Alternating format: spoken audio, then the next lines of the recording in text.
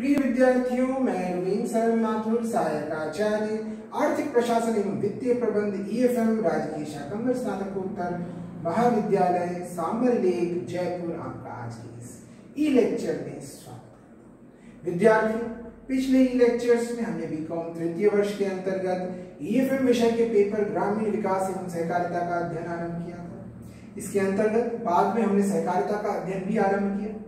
सहकारिता के अध्ययन के अंतर्गत हमने सहकारिता का अर्थ पढ़ा, हमने सहकारिता की परिभाषाएं पढ़ी 4 प्रकार की, हमने सहकारिता की विशेषताएं पढ़ी, हमने सहकारिता के उद्देश्य पढ़े, हमने पढ़ा सहकारिता की लाभों को। पिछले लेक्चर में हमने सहकारिता के आर्थिक लाभों की चर्चा करी थी। आज हम अन्य लाभों की चर्चा करें। तो विद्यार्थियों, सबसे पहले हम सहकारिता का सामाजिक क्षेत्र में सहकारिता का क्या लाभ है उसका आज अध्ययन करेंगे, सहकारिता के सामाजिक लाभों का। और हम ये देख सकते हैं कि जिस प्रकार सहकारिता ने आर्थिक क्षेत्र में समानता लाने का प्रयास किया है, उसी प्रकार सहकारिता ने सामाजिक क्षेत्र में भी समानता लाने का प्रयास किया है। सहकारिता में हम देखें, सहकारिता ने औद्योगिक क्षेत्र में मालिकों और श्रमिकों के बीच जो तनाव होता था उसको कम किया है। कृषकों और छोटे उत्पादकों की क्रय शक्ति को बढ़ाया है। सहकारिता ने समाज में परस्पर सहयोग और भाईचारे की भावना का विकास किया है। तो यदि हम इनका अध्ययन करेंगे तो हम सबसे पहले इनको बिंदुओं के रूप में इनका अध्ययन करेंगे। तो पहला बिंदु सहकारिता के सामाजिक लाभ का हो गया परस्पर सहयोग व भाईचारे की भावना का विकास। परस्पर सहयोग व भाईचारे की भावना का विकास। विद्यार्थियों, सहकारिता समाज में परस्पर सहयोग व भाईचारे की भावना का विकास करती है। यदि सहकारी संस्थाएं समाज में रहती हैं तो उससे समाज में इन भावनाओं का विकास होता है, क्योंकि सहकारिता का मूल सिद्धांत है परस्पर सहायता द्वारा आत्म सहायता, सब एक के लिए एक सब के लिए। तो सहकारिता के मूल में ही सेवा सहयोग, ये सहकारिता के मूल में है, सेवा सहयोग। तो सहकारिता इन भावनाओं को विकसित करती है। सहकारिता समाज में परस्पर सहयोग और भाईचारे की भावना का विकास करती है। सहकारिता का मानना है कि हम एक दूसरे पर निर्भर हैं और हमको अपने हितों की रक्षा के लिए एक दूसरे पर निर्भर रहना भी आवश्यक है और हमें एक दूसरे की सहायता भी करनी चाहिए, तभी हमारी स्वयं की सहायता हो पाए। परस्पर सहायता द्वारा आत्म सहायता। इसलिए सहकारिता एक दूसरे की सहायता करने का पाठ पढ़ाती है, साथ में मिलजुल कर कार्य करने का पाठ पढ़ाती है। तो समाज में इन भावनाओं का विकास होता है सहकारिता से। दूसरा बिंदु यहाँ पे हम लेंगे सामूहिक अधिकार। विद्यार्थी, सामूहिक अधिकार का अर्थ यानी जॉइंट ओनरशिप। किसकी जॉइंट ओनरशिप? यानी सामूहिक अधिकार, यानी जो उत्पत्ति के साधन है उनका अधिकार सिर्फ कुछ ही व्यक्तियों के पास नहीं है। सहकारिता में उनका अधिकार सबके पास है, उन पर अधिकार सभी का है। उत्पत्ति के साधनों पर सभी का अधिकार है, ना कि पूंजीवादी अर्थव्यवस्था की तरह जिस पर जहां पे कुछ ही व्यक्तियों के पास उत्पत्ति के साधनों पर उनका स्वामित्व होता है। तो सहकारिता के अंतर्गत ऐसी व्यवस्था नहीं है। सहकारिता के अंतर्गत आर्थिक केंद्रीकरण नहीं हो पाता। आर्थिक केंद्रीकरण नहीं हो पाता तो उससे शोषण भी नहीं हो पाता, क्योंकि पूंजीवादी अर्थव्यवस्था में कुछ ही व्यक्तियों के पास उत्पत्ति के साधनों का स्वामित्व है, कुछ ही व्यक्तियों के पास आर्थिक सत्ता का केंद्रीकरण है, इसलिए शोषण होता है। लेकिन सहकारिता में उसका कोई स्थान नहीं, क्योंकि सामूहिक अधिकार है, जॉइंट ओनरशिप है। उत्पत्ति के साधनों पर सभी व्यक्तियों का अधिकार है। तीसरा बिंदु यहां पे आता है जीवन स्तर उठाना। सहकारिता में विद्यार्थी दुर्बल, निर्धन और गरीब व्यक्तियों को भी उनका भी जीवन स्तर उठाया है। तो सहकारिता ने सभी व्यक्तियों को आजीविका कमाने व सामाजिक स्तर उन्नत करने में सहायता प्रदान करी, चाहे वो निर्धन हो, गरीब हो। इस प्रकार से सहकारिता ने लोगों का जीवन स्तर उठाया। तो ये भी सहकारिता का एक सामाजिक लाभ। अगला, राष्ट्रीय आय का समान वितरण। विद्यार्थियों, हम ये जानते ही हैं कि जब तक राष्ट्रीय आय का समान वितरण नहीं होता, समाज में आर्थिक समानता नहीं लाई जा सकती, और राष्ट्रीय आय का समान वितरण करके ही समाजवाद लाया जा सकता है। और यदि ऐसा होगा तो गरीब, निर्धन जो लोग हैं वो सब लाभान्वित होंगे, और ऐसा सहकारिता के माध्यम से संभव है। क्योंकि सहकारिता में उद्योग, कृषि व व्यापार के क्षेत्र में सहकारी आधार पर विकास के फलस्वरूप जो आय होती है, सहकारिता के अंतर्गत जो आय होती है उसका वितरण समानता के आधार पर किया जाता है, ना कि पूंजीवादी अर्थव्यवस्था। अगला बिंदु यहाँ पे आता है शोषण का अंत।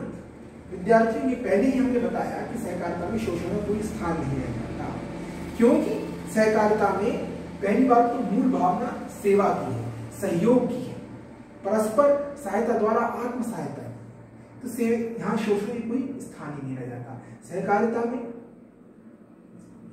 पूंजीवादी अर्थव्यवस्था की तरह मालिकों द्वारा श्रमिकों का शोषण नहीं होता, क्योंकि पूंजीवादी अर्थव्यवस्था में मेहनत के अनुसार प्रतिफल नहीं दिया जाता है, क्योंकि पूंजीवादियों का जो ध्येय होता है वो अधिक से अधिक लाभ अर्जित करना होता है, और इसलिए अधिक से अधिक काम करवाकर कम प्रतिफल देकर श्रमिकों कम प्रतिफल देकर काम करवाया जाता है। जबकि सहकारी समाज में शोषणहीन समाज का विकास होता है। सहकारी व्यवस्था में एक शोषण विहीन समाज का विकास होता है, शोषणहीन समाज का विकास होता है। छठा बिंदु यहां पे आएगा आर्थिक सत्ता का विकेंद्रीकरण। आर्थिक सत्ता का विकेंद्रीकरण, तो विद्यार्थियों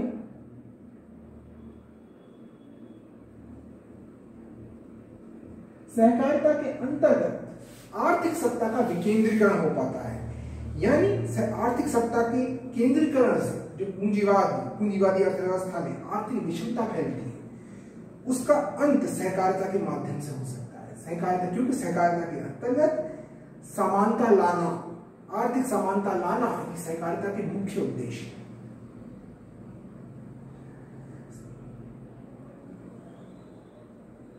तो सहकारिता के अंतर्गत एक तो जो आर्थिक विषमता उसका अंत हो जाता है, सहकारिता के अंतर्गत सत्ता का केंद्रीकरण नहीं हो पाता, क्योंकि सहकारिता में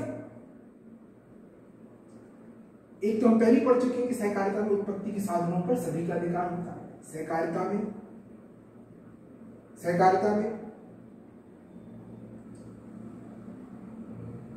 इस प्रकार सहकारिता में हम समझ सकते हैं कि सहकारिता में जो आर्थिक सत्ता का केंद्रीकरण है वो सहकारिता के अंतर्गत समाप्त होता है।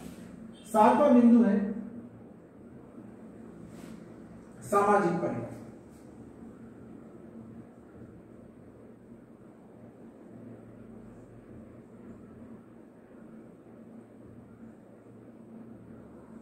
तो विद्यार्थियों सहकारिता एक शांतिपूर्ण आंदोलन है तथा सामाजिक परिवर्तन लाने का सबसे सुगम व उपयुक्त मार्ग है, जिसमें परिवर्तन लाने के लिए अहिंसक व वांछनीय तरीके अपनाए जाते हैं। यानी अहिंसक तरीके से ही सहकारिता समाज में परिवर्तन ले आती है, यानी सहकारिता समाज में परिवर्तन ले आती है अहिंसक तरीके से ही, बिना किसी अनुचित तरीके का उपयोग किए ही सहकारिता समाज में परिवर्तन ले आती है। ये हो गया सामाजिक परिवर्तन। आठवां बिंदु यहां पे आ गया स्वार्थ की भावना का त्याग।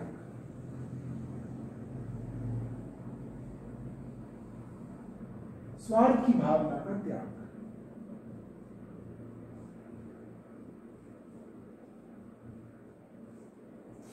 तो विद्यार्थियों सहकारिता के अंतर्गत स्वार्थ की भावना नहीं रहती, बल्कि उसके स्थान पर उपकार की भावना सहकारिता हमें सिखाती है। सहकारिता, कोई भी सहकारी संस्था तब तक सफल नहीं हो सकती जब तक प्रत्येक सदस्य त्याग के लिए तत्पर नहीं हो, और सहकारिता के जो मूल शिक्षा है तो सेवा, सहयोग, परस्पर सहायता द्वारा आत्म सहायता, यानी सहकारिता त्याग करना, सहकारिता स्वार्थ की भावना नहीं सिखाती पूंजीवाद की तरह। सहकारिता आपस में सहयोग करना, त्याग करना, उपकार करना, इन भावनाओं को सहकारिता विकसित करती है। नवा बिंदु है अधिकतम सामाजिक कल्याण। नवा बिंदु है विद्यार्थियों अधिकतम सामाजिक कल्याण।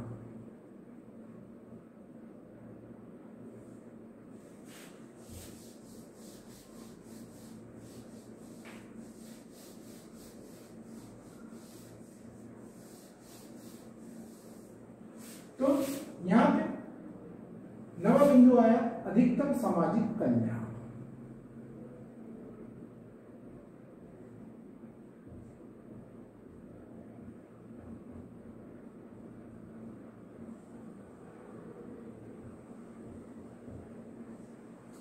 तो विद्यार्थियों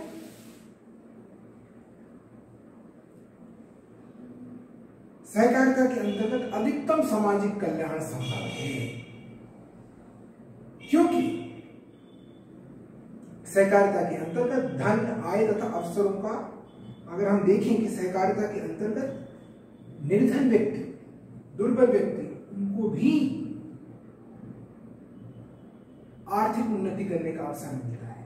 तो सहकारिता अधिकतम सामाजिक कल्याण में सहयोग देती है। 10वां बिंदु है जागरूकता उत्पन्न करना।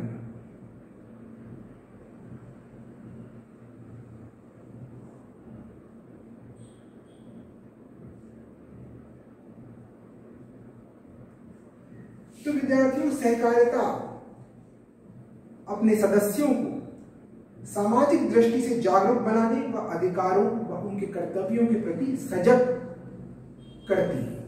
ये सहकारिता एक जागरूकता लाती है, क्या व्यक्तियों के अधिकार हैं, क्या अपने सदस्यों को सामाजिक दृष्टि से जागरूक बनाती है व उनके अधिकारों व कर्तव्यों के प्रति सजग करती है। ये सदस्यों को अच्छे व योग्य नागरिक बनने की शिक्षा प्रदान करती है, क्योंकि सहकारिता बहुत अच्छी चीजें, बहुत चीजें ऐसी हैं जो सहकारिता जिन भावनाओं का विकास करती है, जिनको समाज में जिनका पाठ पढ़ाती है। तो सहकारिता एक प्रकार से कई चीजों की शिक्षा प्रदान करती है। तो इस प्रकार हम ये कह सकते हैं कि सहकारिता मात्र एक आर्थिक संगठन ही नहीं, सहकारिता हमें कई चीजें सिखाती है। सहकारिता समाज में भी कई प्रकार के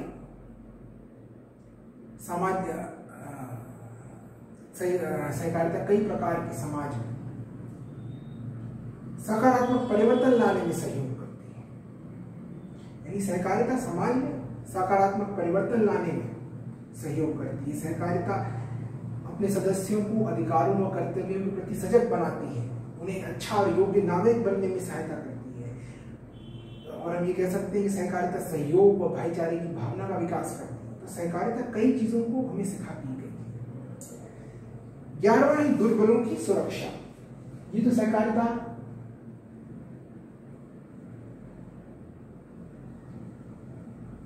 दुर्बलों की सुरक्षा। तो सहकारिता के अंतर्गत जो गरीब व्यक्ति हैं, जो निर्धन व्यक्ति हैं, वो भी संगठित होकर अब आर्थिक प्रगति कर सकते हैं। तो सहकारिता गरीब वर्ग को, निर्बलों को सबल बनाने में भी महत्वपूर्ण योगदान देती है।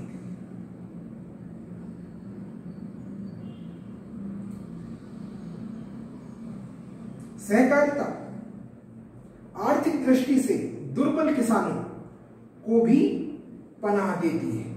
उनके जो खेत हैं, उनके खेत बड़े आर्थिक दृष्टि से जो संपन्न किसान हैं, उनके हाथ में ना चले जाए, इसके लिए सहकारिता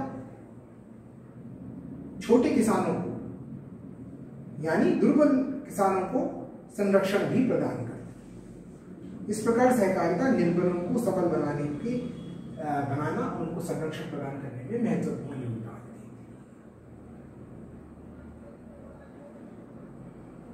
अगला है विद्यार्थियों सहकारिता की राजनीतिक लाभ।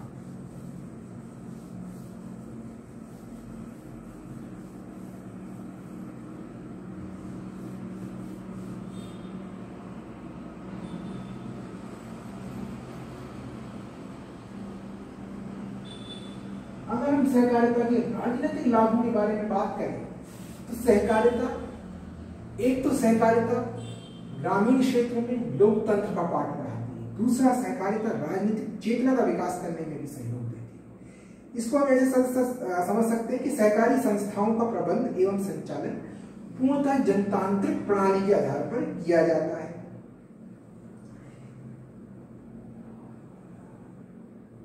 यानी सहकारिता का जो प्रबंधन है पूरी तरह से लोकतांत्रिक आधार पर किया जाता है। इससे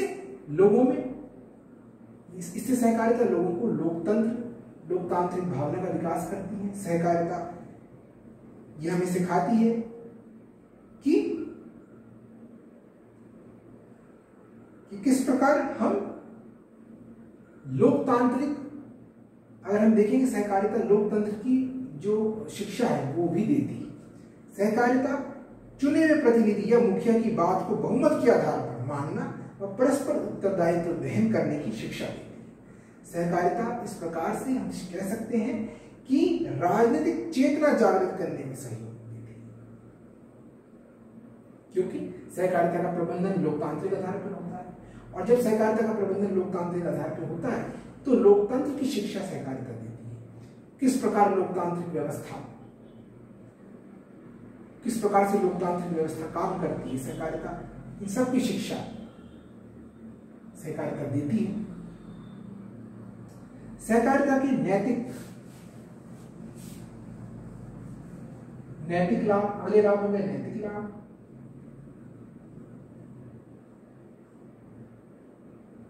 तो नैतिक लाभ की बात करें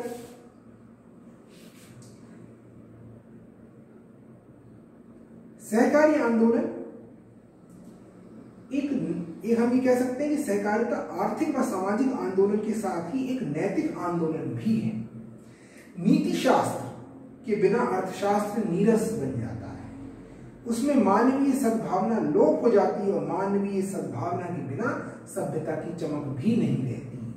सहकारी आंदोलन परस्पर भाईचारे की भावना उत्पन्न करता है, निर्बलों के प्रति दया, सहयोग व विश्वास की भावना जागृत करता है। सहकारिता में किसी धर्म व वर्ग विशेष के प्रति लगाव नहीं होता। सहकारिता में किसी वर्ग या जाति या विशेष को प्राथमिकता नहीं मिलती, वरन सभी के विकास के लिए समान अवसर उपलब्ध करवाए जाते हैं। सहकारिता आंदोलन शांतिपूर्ण सद्भावना पर आधारित है, जो जीवन को सहकारी प्रयत्न के आधार पर संगठित करता है। अगले हैं सहकारिता के शिक्षात्मक लाभ।